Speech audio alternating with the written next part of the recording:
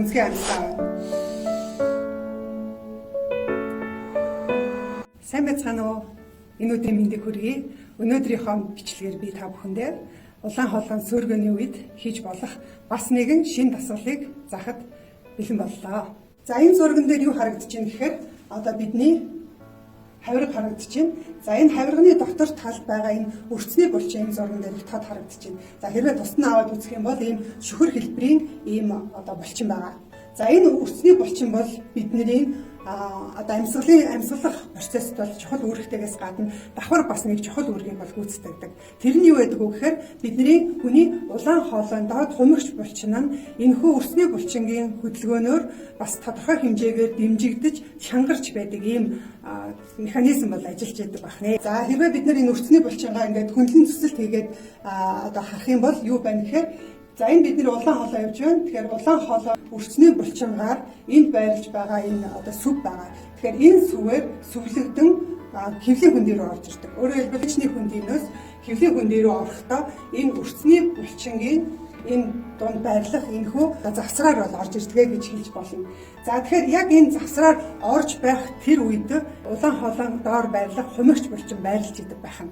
Тэгэхээр энэ өрцний булчин ямар үүрэгтэй гэхээр хүнийг амьсгаа авах үед бол одоо уушигт хэлэх үед өрцний булчин бол доошоо болно. Амьсгаагаа гарах үед бол буцаад дээшилж идэг ийм хөдөлгөөнийг хийдэг. За энэ хөдөлгөөн бол дээшээ доошоо хийхээс гадна хоёр хавирга руугаа ингээд хоёр тийшээ хоошоогоо ингээд нийтдээ бол хийдэг байгаа. Өрцний булчин өөрөө сулрахаар улаан хоолойн доод хумигч булчинг дэмжиж өгдөг тэрхүү дэмжлэг бол байхгүй болчтой. Энэ нөх нь өөрөө томорчдог. Тэгэхээр энэ хумигч булчин яг энэ хаана энэ бол нөгөө өрцний булчин явж байна. Тэгэхээр энэ өрцний булчингийн нөх нь энд байгаа. Тэгэхээр энэ нөхөр улаан хоолой одоо яг ингэж одоо энэ өрцний булчингийн нөх байлаа. Энэ улаан хоолойн доод цагираг булчин гэж үзэх юм бол энэ цагираг булчин энэ өрцний булчингийн нөхөн дээр ингэж таардаг.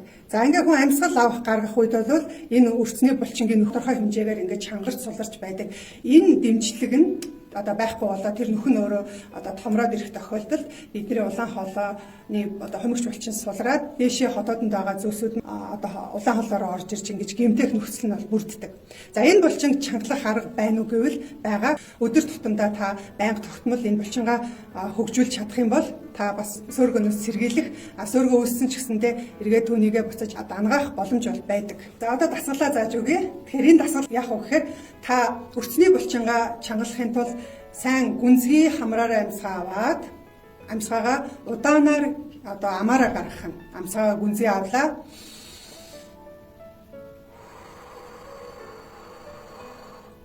Өөрөөр хэлбэл амьсгаа авах гаргах хоёрын гарах нь илүү удаан байна гэсэн. За энэ үедээ та өөрийнхөө энэ өрцний булчингаа сайн тэлж өгөх хэрэгтэй. Өрцний булчин бидний хавирга дагуу ингээд бас байрлсан байгаа шүү дээ. За тэгвэл энэ бид нар өрцний булчингаа хавирга руугаа ингэж тэлж хоёр тийш нь амьсгалах хэрэгтэй. Гизээ болохоор урагшаа цүдийлгэж амьсгална.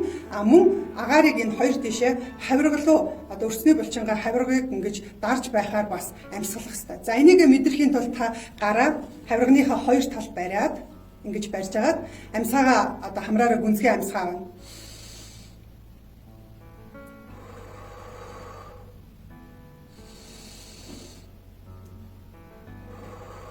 Дагаад тэгээрээ гараа ингээд барьсан ч болно. Ингээд барьсан ч болно. Ингээд барьсан ч болно. Ямар ч гэсэн хавирган дээр гараа байрлуулад за амьсгаа авах үедээ таны одоо хавиргач нь таны гарыг ингэж түлхэж байх хэрэгтэй.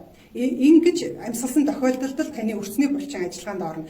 Тэгэхгүй та өнгөцгөн амьсгалаад байх юм бол болохгүй байна шүү дээ. Тэгэхээр гараа яг хавирган дээр авч агаад амьсгаагаа гүнзгий авлаа.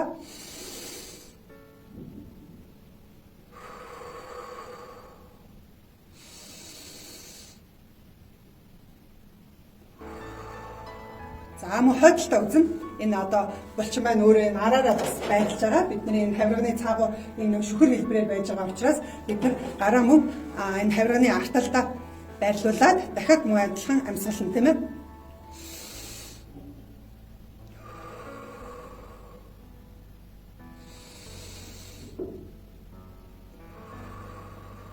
За энэ үед та юу мэдрэх ёстой гэхээр таны амьсгал бол таны хавиргыг дамжиж таны гарт мэдрэгдэх ёстой өшөө бүр гадагшаа таны гарыг гадагш нь түлхэгтлэн тэгэж одоо даралт хүчтэл өгж явах ёстой. Ингэсэн тохиолдолд бол өрцний бол чангар тонус сайжирна. Энэ тонус сайжрахтаа зэрэгцээд өрцний булчингийн нөгөө сүв жижигэрч ирдэг. Ингээд жижигэрч ирснээрээ улаан хоолоогоо одоо хавчиж улаан хоолоон доод хумөгч булчинг чангалж өгөөд ингэснээрээ доороос нь одоо нөгөө ходоодноос орж ирж байгаа агуулгах том бол улаан хоолоон доод хэсгийг түлхэхгүй байх боломж бүрддэг. За энэ бол үр дүнтэй арга. Гэхдээ танаас төвчээр шаардна. Та нэг удаа хийгээд бол үр дүн гарахгүй мэдээж тодорхой хугацаанд өдөрт боломжоор 2-3 удаа түүнээс олон байсан ч болно. За тэгээд энэ дасгалаа хийхдээ бол аль болохоор өөрийнхөө биеийг мэдэрч тийм ээ хийж явах хэрэгтэй. За зарим тохиолдолд бол бас гараа ингэж барихгүйгээр энэ одоо хавиргаараа бүс бүсэлчиж болно. Одоо Монгол дээлний бүс шиг бүс бүсэлж болно. Эсвэл юм тэлээ байж болно.